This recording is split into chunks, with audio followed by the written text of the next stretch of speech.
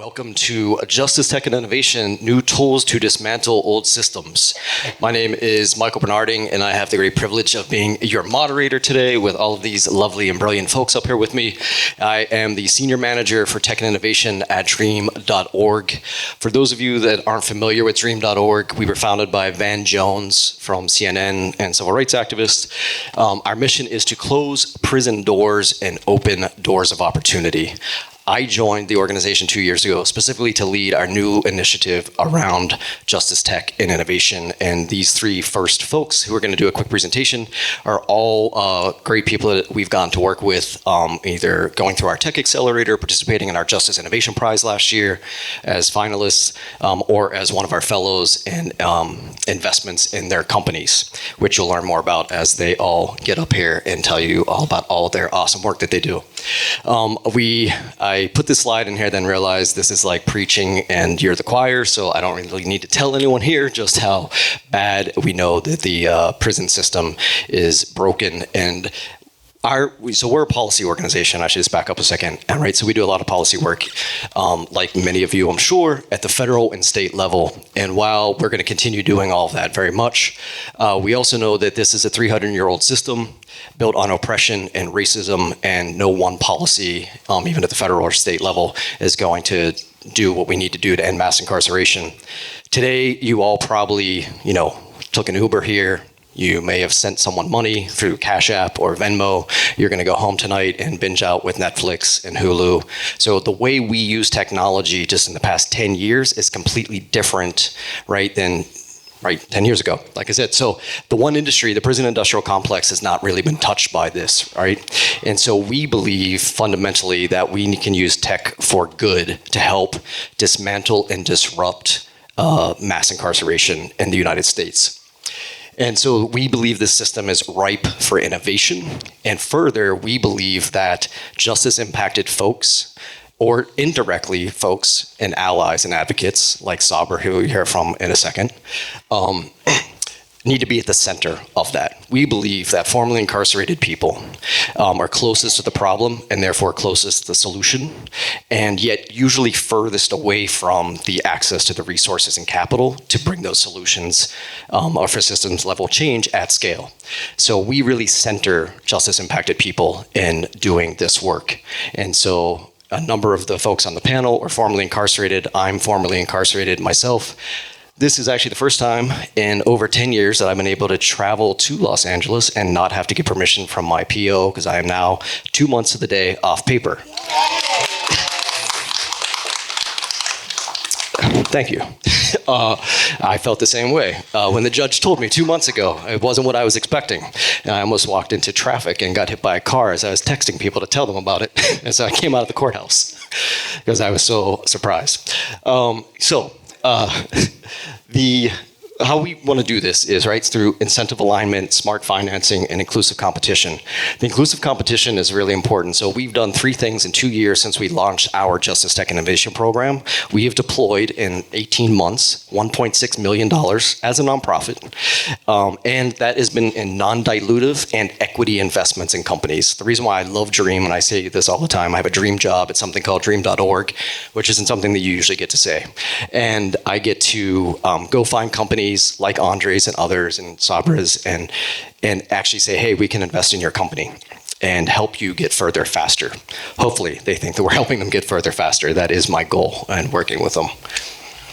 And so this is our goal. While we're dismantling and disrupting, the prison industry, we also have at the same time built what we would call a decarceration industry. And these folks all represent those. We believe that we can restore families, heal people, create safe communities, and we don't have to do it through a very punitive system that we currently have. And so with that, I will give it to one of my favorite people, who is a finalist from the Justice Innovation Prize last year. The Justice Innovation Prize was a $1 million prize that we gave away last year for the most bold and transformative ideas to end mass incarceration in the United States. We had almost 100 people across the country apply. You could apply from just an idea all the way to a fully formed company, and it could be nonprofit, for-profit, or an individual. And we had a really great cross-section of all those things, individuals, nonprofits, and for-profits that advanced into the finals. Sober and Creative Acts was one of them, and she will now tell you all about her amazing work that they're doing. Thank you. Thank you, Michael. Shall I have the thingy? Oh, yeah, you should. Okay. Hi, I'm Sabra Williams, co-founder of Creative Acts. We are a social justice arts organization, and we use the arts and tech inside prison. We work across LA County probation, juvenile halls, and camps, also known as youth prisons. Thank you to JCOD for CFCI for supporting us in that. And we work in the adult system, the state system here in California. We're the only program ever in solitary confinement. So we work in the SHU at Corcoran, and we work in the women's prison, CCWF, in their SHU. We have a youth program at Valley State Prison, and we have the first ever correctional officer resident program inside of a prison. No uniforms, no weapons, first names only, and we're making a documentary about that. So the work we do is pretty cutting edge stuff. We center people with lived experience. I have not been incarcerated. But most people in the organization have been incarcerated. We have our alumni laboratory, which is 20 formerly incarcerated people who actually have created a play that you can see right here at 3 p.m. in this same theater, I think, if you want to stay and see the play that they've created. So this quote from Steve Jobs is kind of where we sit. Like, technology is a tool. We don't believe in technology as a god, as, all or nothing. Just like the arts, we're not teaching, I'm an actor, but we're not teaching people how to be artists. We're using the tools the arts provide to help people while they're inside radically reimagine their lives, heal trauma, and come back better supported with better inside resources to deal with emotions and trauma. And we use technology to help people see the outside world while they're still inside. Oh, wrong one. There you go. So this, I don't think I need to tell you the landscape of the state of mass incarceration in this country, but it's very expensive to incarcerate people, and there are ways we could better spend that money. And you start to see the impact of different ways to help people who have a lived experience of poverty and a lot of violence and trauma, than putting them in places that have more violence and trauma and create more poverty. So, yes, so basically that's the reality of the American punishment system. And our question at Creative Acts was, can technology change it or even disrupt it? So I would encourage you just to think for a moment, what do you love about technology? Chances are it's something to do with creating value, making people's lives better. And ultimately, we care about the same things if we just use different tools. So while technology has reached into almost every corner of the global north, there is still a massive digital divide. And a lot of our folks who are incarcerated already were impacted by not having access to technology before they came to prison. And then when they're inside, and if you do 30 years and you come back, you can imagine you're at even more of a disadvantage. So what we've noticed working inside solitary confinement, where we work, is that people have not had experiences that a lot of people take for granted. Travel, getting a job. A lot of people went to prison when they were very young. And so a lot of what we're showing them in our VR content that we make and tailor to people inside is things that they have said are their biggest stressors. So if you can imagine, when you go to prison, everything's analog. If you went to prison more than 20 years ago, you come back, every single thing is computerized. How do you check out at a supermarket? Pump gas, use an ATM, get a job, even dating. So we ask them, we convene with them, people in literal cages, what are your biggest stressors? And then we go raise the money and we make the content and we bring it back in. And the people that deliver the program, that teach our program, are majority people who have been in those very cages, who have lived there, who really understand what people need. So our impact has been pretty deep so far, being able to have the privilege of walking into places that are invisible, the impact has been very deep because these people have had literally nothing to this date. They have literally been thrown away. And so when they get to see, the first thing they see is a 2-minute trip to Thailand. Usually people take off the headsets and they're crying because they say they never knew the world was so beautiful or that it could be for them. The second thing they see is seeing the Earth from space, which gives them a different perspective on life. And what we've seen is that people who do this program for a week, 1 week, 7 days, 4 hours a day, have an average 96% drop in infractions inside.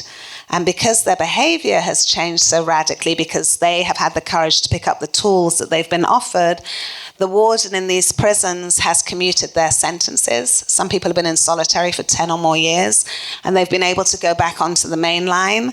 They've been able to be released, and the impact of the work they've done has still lasted 2 years later. So it just really goes to show me that if people are offered tools to change their life, they pick up those tools and they use them because nobody wants this. People don't want to be in a cage. People want a different life and a better life, and they generally have not had the access to resources that a lot of people take for granted to make those changes. And really the immersive nature of VR allows them to fully experience the real world. VR acts on your brain like you've had the experience. So what we hear is when they come back, they feel confident. They feel they could go to a job interview. They feel they know how to do things and they're not going back to prison. So just you can see some of these quotes from our people. Yes, we employ a lot of people who are formerly incarcerated. We pay them as subject matter experts in our alumni laboratory. Our board chair is somebody who is formerly incarcerated, who's a tech genius as well. And we really put our money and our time and our effort where our mouth is, and we use the arts as the tool. So the tech stirs up the emotions and the imagination. And then if you go outside and you can see where our VR headsets are, you'll see there's some masks, there's some paintings, that the arts transform that trauma and help people to be able to take the next step and learn tools to manage their emotions. So there's a lot more to say. I'm not going to say any more now. You're welcome to ask questions. If you come outside to our table out there, Major is out there, our director of programs. He can answer questions for you. I encourage you to come see the play here at 3:00, which will help you to understand a bit more about what we do. And if you can, have a look at the content that is on our headsets, which you're welcome to look at out there. So thank you so much. Honored to be here. Thank you. Thank you. So I want to create space so we have some subject matter experts and folks from JCOD and other government agencies, LA County government agencies who are joining us up here. So KO, maybe if you could do a quick two-line intro for yourself, and if there's anything that you want to add to Sabra. Testing. Hi, everyone. I'm Kalila Olokanola, KO for short. I am an advisor for Talent Nova, a career tech platform made with, by, and for people that are justice impacted to obtain the career tools and training that they need to find a job that gets them economic mobility. Sabra, thank you for sharing about your organization. So Creative Arts has had some powerful traction, and you've created some innovative tools and ways of working. Could you share a pivotal moment of success or story with us to show the impact that your work is making and how others can utilize art to also make impact? Well, thank you for that question. There are so many, thousands. Some of them are sitting here in the audience. I would say one that I always remember is when we started the VR program in solitary in Corcoran State Prison. And there was a gentleman in there that all the correctional officers were like, oh no, you can't have him. He has the most infractions in the whole state. He had 11 this morning. He's going to gas you, throw things at you. And I was like, no, he's not going to. And the warden was like, I want him in the program because he's been down in the shoe for 12 years and she wants him out. So the COs were like, well, we're not helping you. This guy is dangerous. you shouldn't be working with him. I'm like, he's in a cage. Okay. So anyway, he came because the warden wanted him to come. From the very first time he put on the headset, I mean, it was amazing. He was crying, but his face was the same, but water was falling out his eyes. He says he hasn't cried since he was a kid because he saw the outside world for the first time in like 30 years. And this guy was so transformed in the week. We had mental health professionals coming and saying, I don't know what you're doing with these people, but they are radically transformed in just 3 or 4 days. And so this guy, during the whole week, was no infractions at all. It's the first time in 30 years he's had no infractions in a week. And in fact, he apologized to one of the correctional officers. He was like, hey, man, just so you know, when I pulled my handcuffs, they were just really hurting me, and I shouldn't have taken it out on you, and I'm sorry. The CO's mind was blown. And then in the end, he got his sentence commuted. He's now back on the mainland. I'm still in touch. He has had no infractions in 1.5 years after he had 11 in one morning before he did the thing. And he wrote to the governor without us even knowing. We heard from the governor's office. He wrote and said, I've been down all this time. I've misbehaved my whole sentence. You guys have to support this. This is the only thing I've ever known that's worked. And he was like, why is this not all over the prison system? So to me, it was just such a, yes, we can say, oh, Creative Acts, we did a really good job. But actually, we showed him something different, and he did a really good job. He had the courage to take this and change himself. We are the people that offer it and give the vehicle, but everyone has ideas. It doesn't mean anything until people take it up and do it for themselves. So that really taught me, I learn everything from people inside. I've been profoundly changed. I'm a better person because of the people I work with. But what I've learned most of all is that you can't judge anyone. This guy, who everyone was like, he is unchangeable, changed himself. So, yeah. Awesome. Thank you. We love claps and snaps. Validation is very much appreciated. So the next person up is Peart, CEO of Untapped Solutions. WeDream.org. He was a member of our inaugural cohort of our Justice Tech Accelerator back in 2022.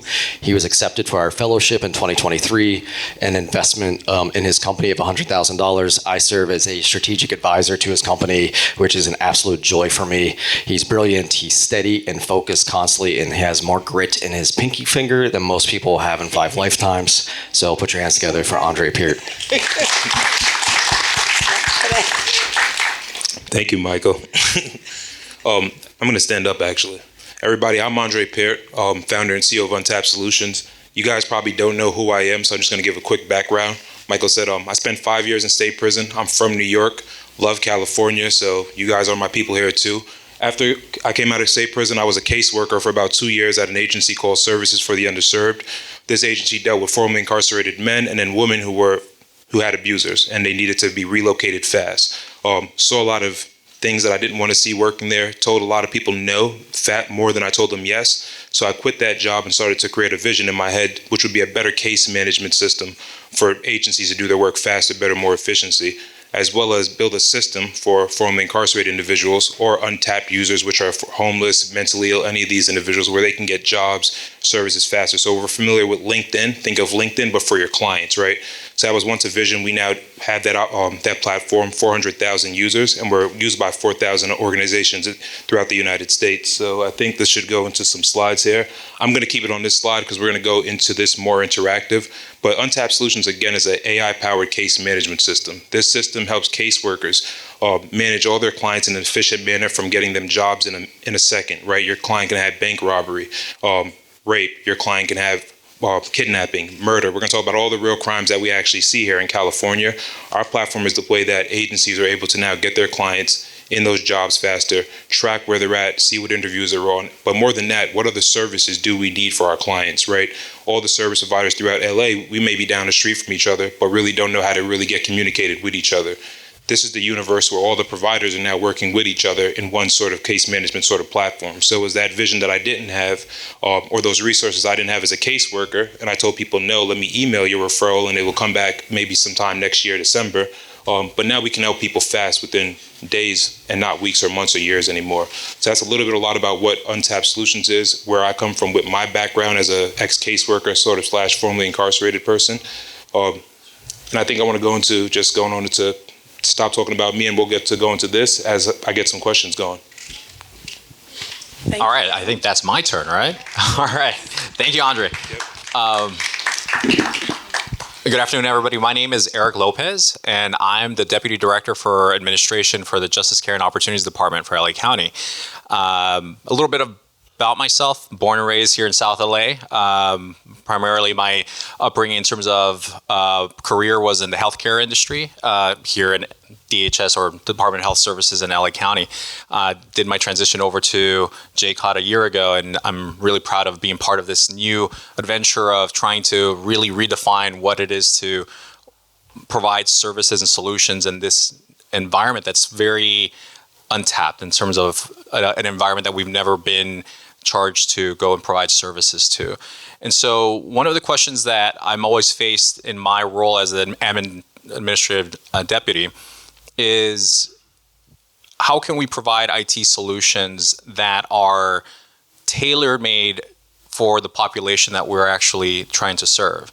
As you may know, when we're talking about AI, the people that are actually developing those systems or the languages tend to be highly educated, a different set of population that may be producing something that may not be adequate for who we're trying to reach. And in the government, we have that problem because we tend to buy solutions, like off-the-shelf solutions that are very much tailor-made for a different population. Also at JCOD, we're trying to hire individuals that are JII, that have lived experience, who may not be exposed to that level of technology. And so what are you doing in these solutions that you're developing to make sure that you are creating something that is tailor-made for the population that we're trying to serve, that can be scalable, right? Where we can take it from like just a mom and pop to now an operation that serves 10 million people. And then how do you make sure that it integrates with the ecosystem of other technologies that we have going on? So, got you. Great question. But I want to start off by saying, you said something about buying products like off the shelf as a government agency. And I think DreamOrg and them know that's what happens with government agencies. So that's why they're investing a lot of capital in startups like what you see up here. So that way there can be more solutions that are built by individuals that, such as myself, I'm formerly incarcerated, but it doesn't mean I'm probably going to build the best AI product, but it means that I can build it in a way that people who are justice impacted could actually use it, resonate with it, learn from it, and actually take advantage of it, right? So I think to answer your question is, we can build those products. It still takes a lot of money to build those products. Takes a lot of capital, millions of dollars. I probably didn't mention, we had to raise $2.8 million to build this kind of AI-driven product. How we make it user-friendly is we actually work with an agency called, a foundation called the Robin Hood Foundation, which helps us talk with thousands of justice impacted individuals. We build alongside them. So when we're in design groups, we're in Zoom videos with justice impacted people, with caseworkers, and we're in a room designing the platform, and our developers just listen. So that way we can start to do all that design stuff later. So we actually never built any product or solution we have without actually talking to the people we're building for.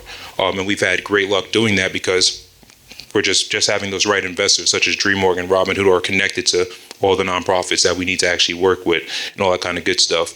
When it comes to just scalability, technology can sometimes not be scalable in a lot of different ways, especially when it comes to like government agencies that have to use it and all that kind of stuff. And I guess for scalability is just having a standalone platform that doesn't require any sort of integration with those government systems, right? A lot of government systems, you can't integrate with it. Or if you do integrate with it, it only can be somewhat where the data can flow to you, but data can't flow back, and it ends up being sort of useless, right? Versus a system that can be built to grab all your data from those government systems without integration, such as just import-export mechanisms.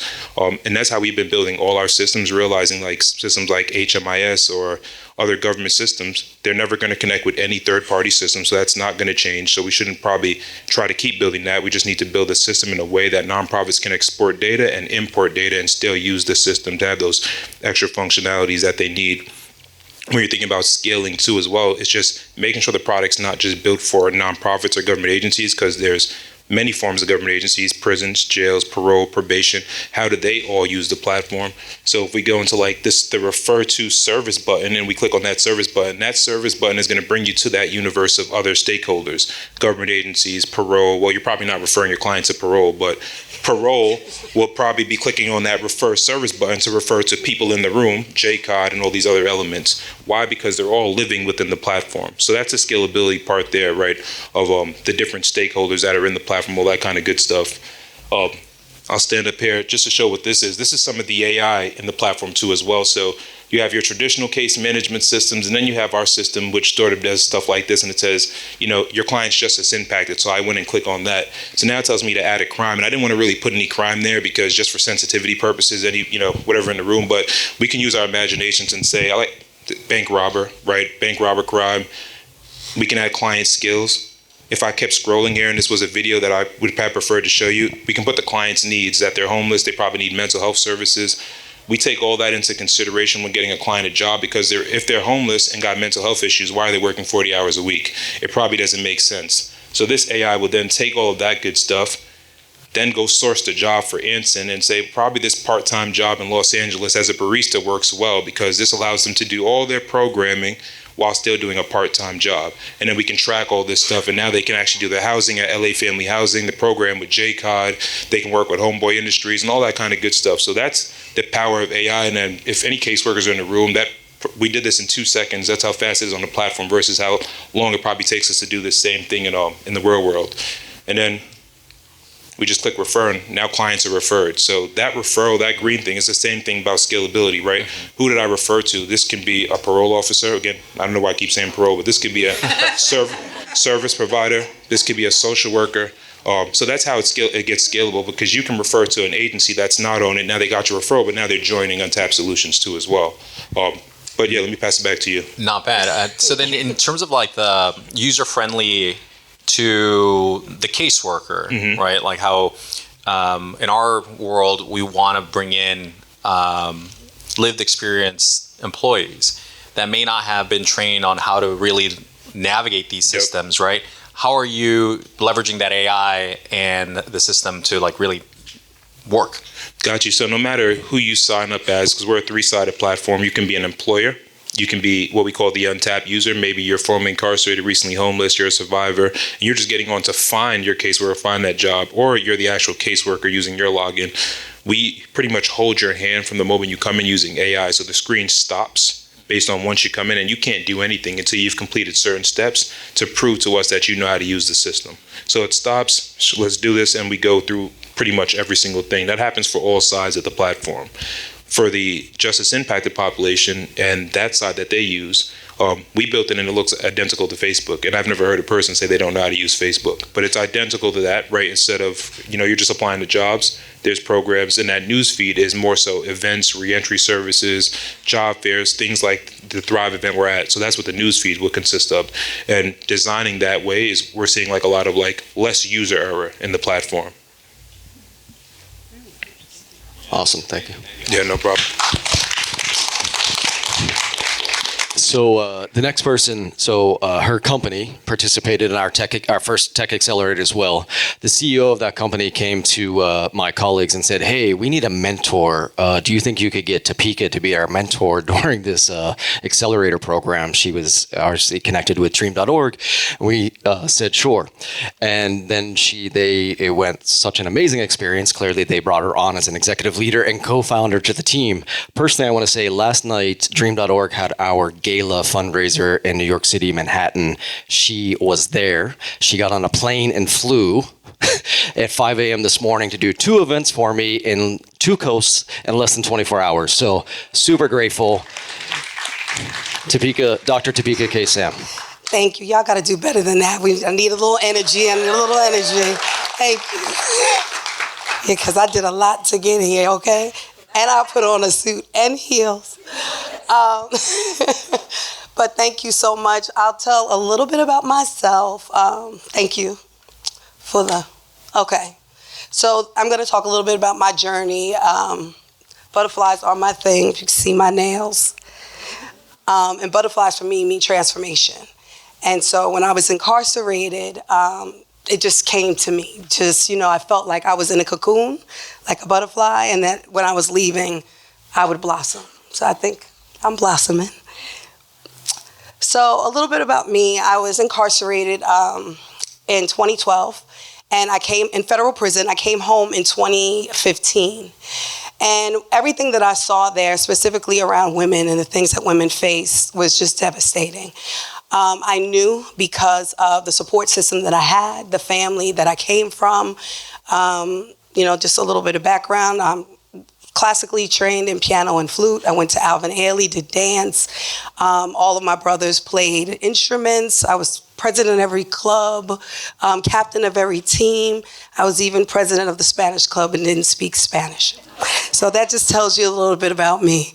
I went to college, natural progression, came from a household of entrepreneurs. And I chose an HBCU because I was raised in an all-white community. And when I got to Baltimore, Maryland, to Morgan State University, it was another culture shock for me, obviously. And I got caught up. And just really trying to find who I was in a new community that while I'm a part of that community, I really didn't feel as a part of that community. And I found myself dating guys who were selling drugs. Then I thought I was smarter and I could do it better. And so I sold drugs too. We all know that that's an epic fail, but it sent me to prison at 35. And so prior to that, I was division chairperson for Amtrak for New York and DC. I had 2 businesses of my own. I wanted to scale another business, and I had this, well, you know what? I can just sell these drugs real quick, one last run, and then I'm out. It was a federal drug sting operation. And so while I was there, I just learned about all the things that were happening in communities that I was not a part of. And so part of that was I gave myself permission to sell drugs because I thought people did drugs because they wanted to do drugs. I didn't do drugs. And I said, well, if I know it's just saying, no, don't do drugs. And if other people are doing it, it's because they want to. And so when I was in this county jail in Virginia, waiting for trial or deciding what I was going to do, I was facing 20 years for a nonviolent drug conspiracy charge with no drugs. But while there, I was only able out of my cell for 1 to 2 hours a day. And it was for programming. So they had GED. I didn't need that. They had computer classes. I taught those. And then they had NA and AA classes. And so I went just to get out my cell. And while I was there, I just, started listening to the sisters share their experiences. And at first, I was just in my own ignorance, was just like, whatever. You did drugs because you wanted to. And then just one day, I asked the question, why did you use drugs? And it changed my life. And the sister said that her father had been raping her, and he gave her heroin for the first time and told her to take the heroin and the pain would go away. And another sister said, well, the only time I was able to spend time with my mother was when we smoked crack together. And while I was raised in the church and I always knew who God was, I became spiritually convicted. And I said, you know what? I could either try to fight these 20 years in the 4th Circuit of Virginia, where I was a Black woman with education and a lot of things, and it wasn't looking good, or I could plead guilty because I was. And I thought that while pleading guilty and making amends and being accountable for what I had done, hopeful that I would be let out of prison. That was also not the case.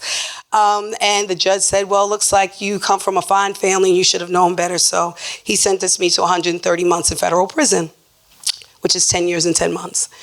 And so while I was there, it was kind of just like, learning.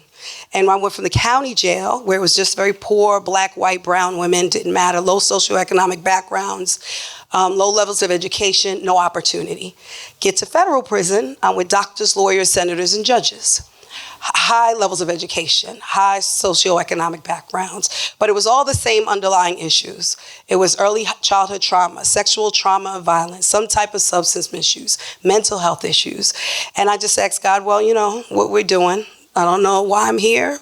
I know I broke the law, per the law, but I don't think that, I'm supposed to do these 10 years. And God spoke to me and told me that I would start an organization It would be called the Ladies of Hope Ministries, and we would do two things. We would create housing opportunities because every woman I talked to needed somewhere safe to live. And we would build platforms for women to use their voice because I felt that if people heard our stories and saw our faces, that there would be no woman and girl or prison or jail, that we can hold people accountable while while healing them and not harming them. And we know that's what prisons do. And so I still am founder of Ladies of Hope Ministries, and to date we do housing programs in 3 states, New York, Maryland, and New Orleans, Louisiana. We impact about 5,000 women and girls. I've worked on many pieces of legislation. We do workforce development and a host of other things. And then I was like, okay, what's next? I told you I was an entrepreneur. And I always want to do new things. And so as Michael shared, I became a mentor, I guess that's what you call it, right? For the Justice Tech Initiative. And I was creating this program called Epic Financial because most of the women in my programs, if they were actively fleeing domestic violence, they didn't have anywhere to put their money. Maybe they didn't have money, their credit was shot, or they didn't have credit.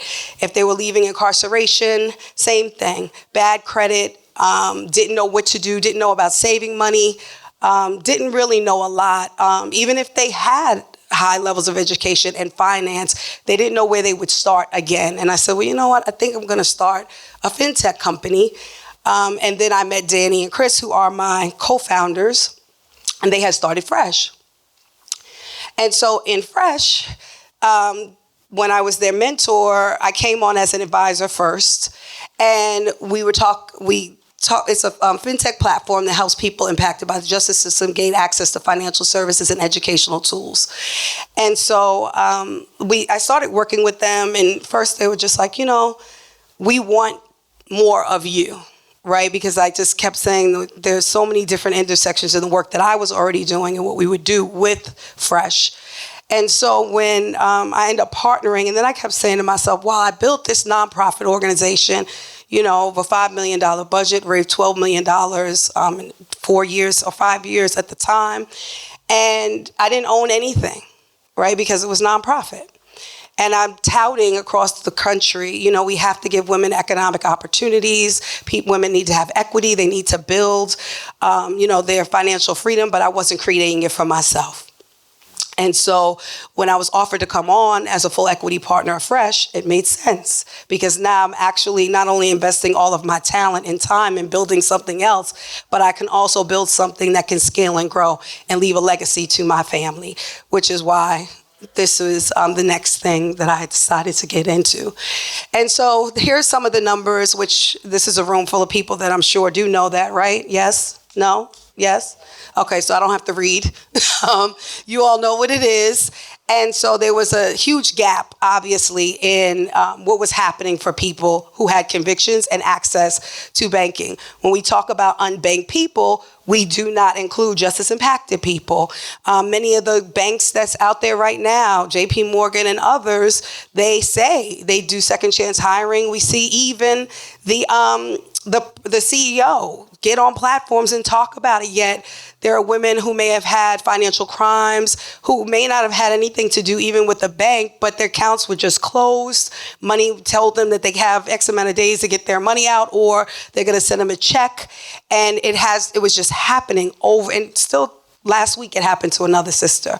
And so we decided to build a platform in order to combat the things that were happening in the system and find the gaps. And so we also, outside of banking, we offer free health care, because another gap that we saw was outside of banking was also health care. You come out of prison, there's a gap. People were going back into getting the things that help them, which unfortunately are unhealthy. And so we partnered with a health insurance company to be able to offer low to no cost health insurance to people as well, and then also helping people with rebuilding their credit. So we're actually working right now with Equifax in order to build a credit tool specifically for justice impacted people, where we can start while we're incarcerated. And so we don't have to wait till we get home to do that we can have everything together. And then for me, as I mentioned before, it was really all about financial freedom. And so through my program with my housing, it was, how do I get people house first and then get them housed. So they come through our transitional houses. And then from there, we work with HUD and we do rapid rehousing and help them stabilize in permanent housing. And then lastly was home ownership. So with me, when I came home, I had bought my first property 2 years after. 2 years after I had been home. And I said, well, if I can do it, then anybody can do it, right? And so all of this for me was about getting people into home ownership. When you think about women and families, that's how you build legacy. And so that's fresh. And that's a little bit about me. Thank you. Thank you so much. Very inspired. My name is Kelly LoBianco. I'm the director of the LA County Department of Economic Opportunity. We're the county's economic development department. Was really honored to be able to join JCOD and this esteemed panel today to talk a little bit about justice tech and how tech can be used as a tool to disrupt mass incarceration. As an economic development department that sees our main customers, the folks that we serve every day as workers in our region, small businesses and major industries and communities. We're thinking about tech all the time, and we also are thinking about how to support individuals in our county who have been historically disinvested and making sure that the majority of our resources that we have as a county go to them so that we are inspiring inclusive and sustainable growth in the region. So at the Department of Economic Opportunity, you can regularly see us thinking about how to support whether it's jobs or entrepreneurship opportunities or business growth opportunities for the justice impacted population. That is something that we not only prioritize, but set ambitious goals around. And we also think about tech as, like you said, a tool to enable those opportunities and the success. So we are thinking about tech access. So we talked a little bit about the digital divide, whether it's building broadband where there's areas that have no access, tech devices or digital literacy. We're thinking about how the programs and services that the county offers either through us or other agencies leverage tech as a tool to increase access and usability. We also are thinking about tech as a sector. How do we support pathways into it for jobs with great career pathways or for entrepreneurship, hopefully for social impact that brings us back here today. So I'm really inspired by this group. We are a new department, 2 years old. So even though we're a government agency, we think of ourselves as entrepreneurs and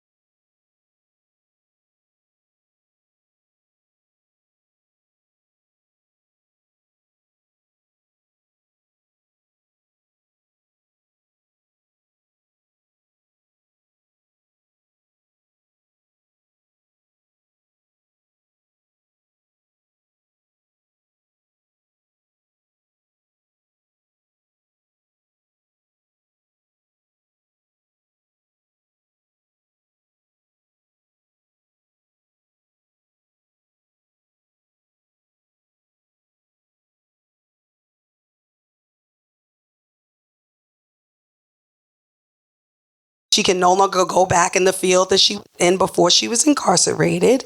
And so now it's, how am I going to upskill? How am I going to change? How do I get an opportunity?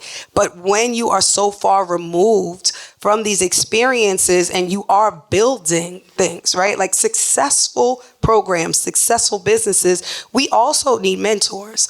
You know, often we are moved by our passion. I shared what got me into this work. I may not have known everything about building a nonprofit organization or even a fintech company.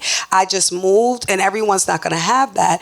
But when there are organizations, government entities that say that they believe in investing in those who are closest to the problem or closest to the solution, then really invest in us and teach us. You know, the only way that I would have the opportunity to know that there were different things available out to me, such as contracts. You know, when you're in a nonprofit, you think you have to go and you have to raise money from foundations or high net worth individuals. You don't realize you can generate capital into the organization that's more sustainable through government contracts. Now, had I known that earlier, I probably would have been working with HUD when I first started and not 8 years later, right? So it's just getting the information to us.